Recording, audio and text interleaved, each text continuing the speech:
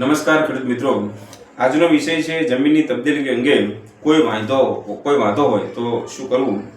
વારસાઈથી હકપત્રકમાં નામોમાં ફેરફાર થતો હોય તો જે વારસદાર હકો છોડી દેતા હોય તેમના નામ હકપત્રકે દાખલ કરાવવાના હોતા નથી. તે સિવાય તમામ વારસદારોના નામ દાખલ કરવામાં આવે છે.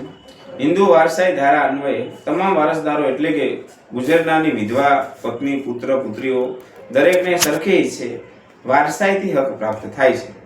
વારસાઈ સિવાયની કોઈ પણ નોંધ એટલે કે તબદીલી માટે તકરાર વાંધો કોઈને હોય તો આવો વાંધો મામલતદાર સમક્ષ લેખિતમાં રજૂ કરવો. મામલતદાર તેની નોંધ તકરારી રજિસ્ટરમાં કરશે અને તેની પક્ષકારો સહિત સ્થાનિક કે સુનાવણી કરી ડેપ્યુટી કલેક્ટર પ્રાંત અધિકારી જે નિર્ણય કરે તે પ્રમાણે ફેરફાર મંજૂર કે નામંજૂર કરવામાં આવે છે.